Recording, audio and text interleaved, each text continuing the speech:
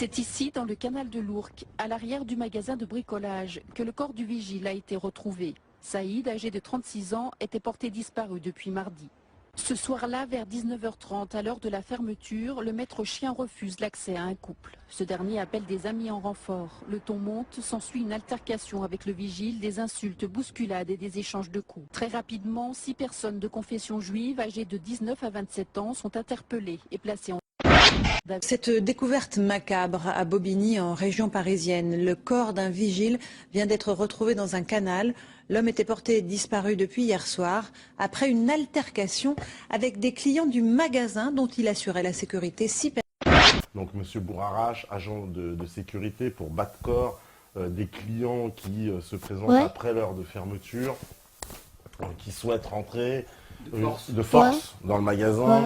On va dire, c'est quoi, une engueulade, ils appellent des gens qui viennent à la rescousse. Ils l'embrouillent. Ils l'embrouillent. Je m'en fous, moi, ton travail. Moi, tu vas pas m'empêcher, moi, de rentrer dans ce magasin. Je fais ce que je veux. D'ailleurs, je vais te le prouver. Je vais à ma voiture, je vais chercher un cric et je vais te défoncer la gueule. Et aujourd'hui, tu vas mourir. Et entre les paroles et les résultats de ces paroles, Saïd, il est mort. Et on dit aujourd'hui, sans intention de la donner. Mais l'intention, il n'y a pas eu d'intention. Il y a eu une volonté expresse, puisqu'il l'a dit. L'intention, c'était de penser à quelque chose. Mais là, il n'a pas simplement pensé. Il a dit, tu vas mourir, je vais te tuer. Quelques minutes après, Saïd était mort. Saïd, Saïd,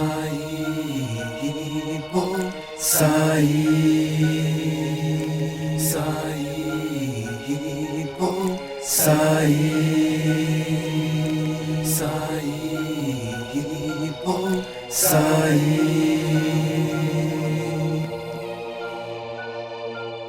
C'est donc un rassemblement qui est organisé par le collectif La Razia, dont je fais partie, dont je suis membre.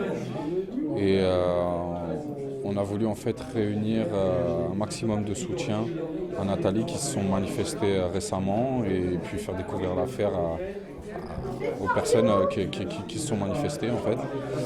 Et donc notre but, nous, c'était de médiatiser l'affaire parce qu'on trouvait que c'est choquant qu'on n'entende pas parler du tout de cette affaire et qu'on constatait un deux poids, deux mesures dans le traitement médiatique. Voilà, et puis on était vraiment, voilà, on s'interrogeait vraiment à ce niveau-là, comment ça se fait qu'on n'en parle pas plus. Et on a remarqué que depuis qu'on en parlait plus, en fait, que depuis qu'on en parlait, qu'on avait relancé cette affaire, il y a de plus en plus de gens qui nous ont sollicités, que ça se bougeait, qu'il y avait des dons qui commençaient à se réunir enfin pour la veuve et pour venir en aide à la famille, leur donner la parole et mener des actions aussi, leur faire rencontrer des gens qui peuvent faire avancer toutes les actions. Quand tu parles de deux poids, deux mesures, tu as une anecdote en tête ? Juste une qui est flagrante, l'agression fictive du RERD. La personne ne s'est même pas fait agresser, il n'y a rien eu du tout. Et on en a entendu parler tout le temps. Tant que ce n'était pas élucidé, on nous a bassiné avec ça comme si c'était vraiment un crime odieux et tout, alors que ça n'a même pas lieu d'être et il y a plusieurs cas similaires. Donc voilà. On trouvait que c'était pas normal qu'il n'y ait pas eu la même émulation autour de l'affaire Bourarache. La suite des événements, parce que j'imagine que ça ne va pas s'arrêter là, ça serait dommage. Donc la suite des événements, bon déjà, on a réussi à trouver des avocats qui vont aider Nathalie réellement maintenant. Donc déjà, ça va bouger au niveau judiciaire, premièrement. Nous, de notre côté, on prévoit un concert de soutien où on réunira des fonds pour l'association pour que les actions puissent être menées à bien. Voilà, le lieu, pour l'instant, donc on nous avait proposé le théâtre de la Main d'Or. On nous a donné une date, mais finalement, comme il y a des petits soucis, que la salle va peut-être être perdue. On n'a pas d'idée précise de la date, mais en tout cas, on a la veuve et a le soutien de Dieudonné. Voilà. Je suis en mesure de dire ça, il a déjà fait quelque chose. Il y a une vidéo qui devrait sortir à ses côtés très prochainement. Bon, bienvenue à la Main d'Or. Vous reconnaissez peut-être l'endroit. Bienvenue à Nathalie, toute l'équipe. Bon, Nathalie, vous la reconnaissez certainement, Madame Bourarache. Vous savez que l'affaire Saïd, c'est une affaire évidemment qui nous a tous énormément touchés. C'est une affaire dramatique. Cauchemar, je vous remercie. Je vous remercie. Merci Meta TV. François Longleur, bonsoir. J'exerce donc la profession d'avocat inscrit au barreau de la Seine-Saint-Denis et je vais donc intervenir sur cette affaire absolument épouvantable qui a entraîné le décès de Saïd, de monsieur Saïd Bourarache. Est-ce que vous pourriez nous parler des dernières évolutions en date, le traitement judiciaire de l'affaire ? Sur le traitement judiciaire, cette affaire est à l'instruction depuis 4 années. Plusieurs au départ apparemment 6 ou 7 personnes étaient concernées par cette agression et l'enquête, l'information judiciaire n'a entraîné la mise en examen que de 4 personnes. Un exemple, par exemple, une jeune femme qui a donné son téléphone portable pour appeler des renforts n'a pas été mise en cause dans cette affaire alors que manifestement elle est dans une situation de complicité. Donc une affaire qui a été traitée quand même avec une certaine, on pourrait dire, réserve. Voilà. Réserve, laxisme ? On ne peut pas dire laxisme, mais on peut dire un certain... le juge d'instruction, à mon sens, n'a pas mis en cause toutes les personnes qui étaient concernées par cette absolument affaire invraisemblable. Et d'autre part, on constate quand même qu'il n'y a jamais eu de reconstitution des faits, alors qu'il y a environ entre 4 et 6, peut-être même, voire 7 personnes qui sont en cause dans cette affaire. Très bien. Vous avez repris l'affaire il y a combien de temps ? Là, je reprends l'affaire ces jours-ci, depuis environ 2 ou 3 jours. Très bien. Quelle serait la stratégie, si vous pouviez nous en parler, la stratégie judiciaire que vous projetez dans les événements à venir ? Bon, là, sur ce dossier, donc, je vais faire un certain nombre d'actes de procédure et notamment une demande visant à obtenir une délocalisation de cette affaire, puisque manifestement en Seine-Saint-Denis, l'affaire n'a pas été instruite comme elle aurait dû être instruite, compte tenu du fait que plusieurs personnes mises en cause n'ont pas été mises en examen et la reconstitution des faits n'a pas eu lieu. Je pense que ces éléments permettent de solliciter le renvoi de cette affaire devant une autre juridiction sur le fondement d'une requête en suspicion légitime qui sera donc déposée devant la Cour de cassation prochainement. En fait, je voulais savoir si vous pensiez qu'il y avait des chances de voir un jour la justice triompher. De toute façon, dans cette affaire, il y aura tôt ou tard un procès, puisque actuellement, 4 personnes ont été renvoyées devant la cour d'assises.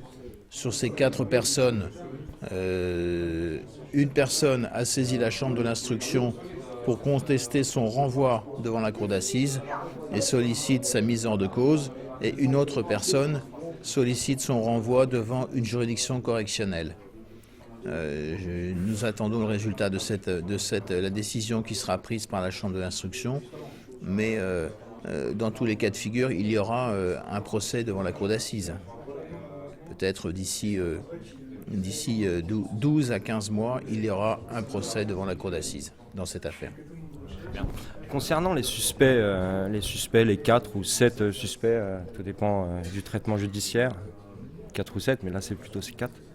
Je voulais savoir, comment vous expliquez qu'il y a eu une aussi grande clémence de la part de la justice française ? Je veux dire, comment est-ce qu'on peut être suspecté de tuer ou d'assassiner une victime et faire aussi peu de prison ? Disons que, en vérité, les peines encourues aussi. les peines encourues, je crois que c'est 15 ans de prison, de réclusion criminelle ou peut-être 20 ans en fonction des qualifications qui seront retenues sur le fait que les personnes mises en cause ont effectué aux alentours de entre 6 mois et quelques jours de détention provisoire. La règle, c'est quand même le fait que les personnes mises en cause comparaissent libres devant une juridiction. Donc à partir du moment où ces personnes avaient reconnu leur responsabilité, une part de responsabilité, et puis que les faits, les circonstances de fait de l'affaire n'étaient pas contestées, il n'y avait pas forcément de raison de les conserver éternellement en détention provisoire. De toute manière, ils n'auraient pas pu rester 4 années en détention provisoire. Ça, c'était absolument impossible. Même si on a déjà vu des cas de détention provisoire pendant 1 an et demi, je veux dire, c'est quand même... ça arrive.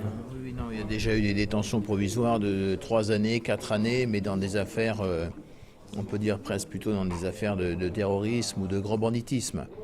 Là, c'est une affaire, c'est le décès d'une personne, mais bon, il y a quand même une part, je veux pas dire accidentelle, mais c'est pas à proprement parler une organisation, quoi. Ils ne sont pas sortis de chez eux le matin en sachant qu'ils allaient tuer quelqu'un. Malheureusement, les faits se sont déroulés comme ils se sont déroulés, et c'est tout à fait regrettable comme situation. Noiri, bonsoir. En fait, on se retrouve ici pour une soirée de commémoration de la mort de Saïd Bouarache. Et je vais demander, pour ceux qui ne te connaîtraient pas encore, qu'est-ce qui vous a inspiré? Parce que cette affaire m'inspire, c'est beaucoup d'interrogations. Généralement, lorsqu'on enquête sur un dossier, sur le dossier de la mort suspecte d'un homme, parce que mort suspecte il y a, et tous les zones d'ombre du dossier n'ont pas été soulevées, dans la mesure où aucune reconstitution des faits n'a été établie, alors que les principaux protagonistes de l'affaire se contredisent. Tout le monde n'est pas d'accord, j'étais là, j'étais pas là, etc. La meilleure manière d'apporter des réponses concrètes à ces déclarations mensongères, puisqu'il y a des déclarations contradictoires, donc il y a mensonge, c'est d'apporter des éléments de vérité, c'est de faire une confrontation. Parce qu'aujourd'hui, la justice ne s'est jamais donné les moyens de faire une reconstitution des faits, et ça nous interpelle. Comme nous interpelle notamment les réelles conditions de la mort dans l'eau de Saïd Bouarache, puisque lors de la conclusion de l'autopsie du corps Saïd Bouarache, il a été révélé des traces d'abrasion épidermique sur son corps, et les traces d'abrasion épidermique correspondent à des traces de brûlure par électricité. Donc, je ne pense pas que ce soit fait épiler une seconde avant de sauter dans l'eau pour sauver sa vie, non pas pour attenter à sa vie, donc se suicider. Et donc ces traces d'abrasion prouvent concrètement que Saïd s'est fait taser. Alors est-ce que c'est un point électrique, est-ce que c'est un pistolet électrique, etc., comme avec des dards, etc. On se pose des questions et on se demande pourquoi cet élément factuel n'est pas mis en exergue dans le dossier pour prouver que Saïd s'est fait assassiner, taser dans l'eau, électrocuté. Et l'effet de l'eau dans l'eau, il multiplie le choc électrique de manière considérable. Donc on est persuadé que le choc électrique ayant entraîné une paralysie de son système respiratoire, il s'est retrouvé noyé. Il a dû couler dans l'eau, il est coulé, il ne s'est pas noyé volontairement. Donc on se pose des questions. À quel moment il s'est fait taser? Moi je pense que le seul moment c'est dans l'eau, puisqu'il n'aurait pas pu sauter délibérément dans l'eau. Donc sinon il n'aurait pas été dans les capacités physiques et intellectuelles de comprendre qu'il jette dans l'eau. Donc forcément il s'est fait taser dans l'eau. On en a la conviction et c'est inscrit noir sur blanc dans le dossier. Mais personne n'en parle, ni la presse qui traite ce dossier-là comme si c'était une affaire banale, comme si c'était une simple altercation, alors qu'il s'agit véritablement de la mort d'un homme. Justement, dans le traitement médiatique de l'affaire, récemment il y a un article du Monde qui est apparu qui relatait un peu l'histoire de la tragédie de l'affaire Bouarache. Il y a un truc qui m'a interpellé, c'est qu'ils ont décrit M. Bouarache comme un musulman non pratiquant et analphabète. Qu'est-ce que ça t'inspire? Ça m'inspire une réflexion, une réflexion très pertinente dans la mesure où est-ce qu'on aurait le droit de mourir tasé massacrer et finir noyé dans un canal lorsqu'on est analphabète et non pratiquant? Est-ce que c'est une cause de mort? Est-ce que tous les gens qui seraient non pratiquants et qui seraient analphabètes n'auraient pas le droit de vivre? Et pour répondre à ces fausses affirmations, Saïd Bourarache, il écrivait l'arabe, il lisait l'arabe, il écrivait le français et il lisait le français. Donc il n'est pas analphabète. Par contre, le journaliste qui écrit cet article, je le défie, lui, d'écrire en arabe. Et donc l'analphabète dans cette histoire, c'est bien ce journaliste qui salit la mémoire de Saïd. Alors est-ce que c'est un article commandé? J'ai l'impression que oui, dans la mesure où l'avocat d'un des principaux accusés, sur Twitter, s'est félicité de cet article en disant enfin un article objectif, alors qu'il manque complètement considérablement d'objectivité. Donc après avoir tenté d'insulter Saïd Bourarache d'antisémite, alors que lui-même est sémite, et donc il ne peut pas être antisémite, maintenant on essaie de le traiter d'analphabète et de non-pratiquants musulmans, comme si aujourd'hui des journalistes s'inquiétaient de la pratique d'un homme sur Terre en raison de son appartenance à une religion. Est-ce que tu serais pratiquant, tu n'aurais pas le droit de mourir? Si tu es non-pratiquant, on a le droit de te tuer. Donc ça nous interpelle. On dit franchement pourquoi? Dans quelle mesure ces deux éléments mensongers rapportés par Le Monde seraient de nature à dédouaner les auteurs de la mort de Saïd Bourarache? Très bien. Comment tu projettes la suite des événements concernant cette affaire? Comme tout est mis en œuvre pour que la lumière ne soit pas faite sur cette histoire, nous allons tout faire, nous, pour que cette histoire soit mise en relief. Tout simplement par des actions concrètes, comme on va lancer un appel à témoins dans la cité dans laquelle ces gens qui ont causé la mort de Saïd ont vécu. Donc on est persuadé qu'il y a des gens qui ont entendu des choses, qui ont vu des choses, mais qui ont peur parce que ce sont des gens violents, et ils ont été arrêtés par la police plusieurs fois, et des gens dans le quartier nous ont affirmé que c'était des gens très dangereux qui étaient prêts à casser la figure à n'importe qui. D'ailleurs, le principal accusé d'Anne Lampen, peu de temps après être sorti de prison, s'en est pris un gardien de square noir qui l'a frappé, il l'a traité de sale noir, etc.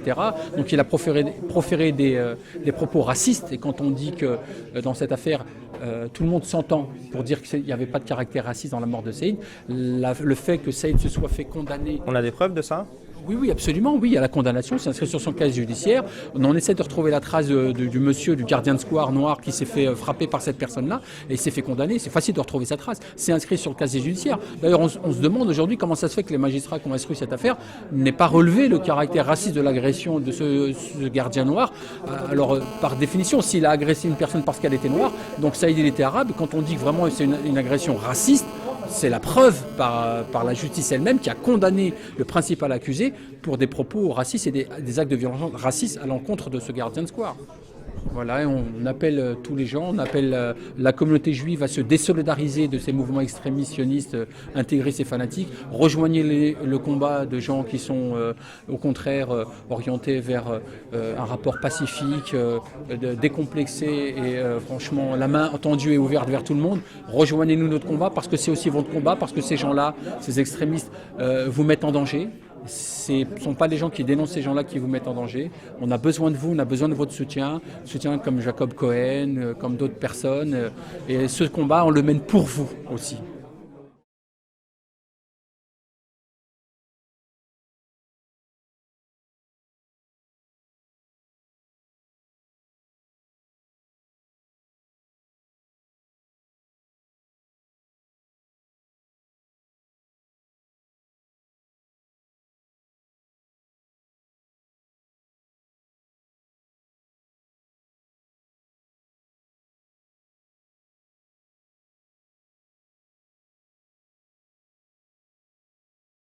Saïd,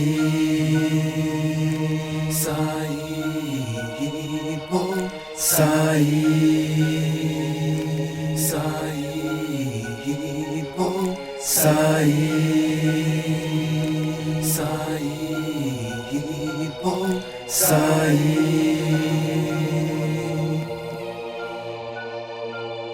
Saïd, j'écris ces quelques rimes à quelques jours de l'Aïd. Et je pense à ta famille, comment combler le vide. Depuis elle va de l'avant, mais c'est si dur sans toi. Quand j'ai appris ce qu'on t'avait fait, ça m'a laissé sans voix. Les larmes coulent à flot, mais rien ne pousse sur la terre aride. À part la haine pour un meurtrier qu'on a quitté. Quand bien même, ils ont pour dette le prix du sang. Tu sais, ils sont stupides s'ils pensent marcher impunément, échapper au châtiment dans l'au-delà ou le présent. Ils paieront quoi qu'il arrive parce qu'ils ont tué un innocent. croit, Inch'Allah qu'il retrouve au paradis sa femme et ses fils. C'est le salaire des endurants pour les épreuves qu'ils subissent. À 5 sur un homme, j'appelle pas ça des bonhommes, mais des lâches qui mériteraient qu'on les dégomme. Ce bourrarage à la Yarmo, votre histoire est un symbole. Le racisme tue en France et les coupables tranquillement dorment. Jamais on a vu ça, des peines si courtes pour un assassinat. Est-il mort sous les coups? Est-il mort de noyade? Meurtrier en liberté, qui osera parler d'erreur? S'agit-il d'impunité ou d'un traitement de faveur?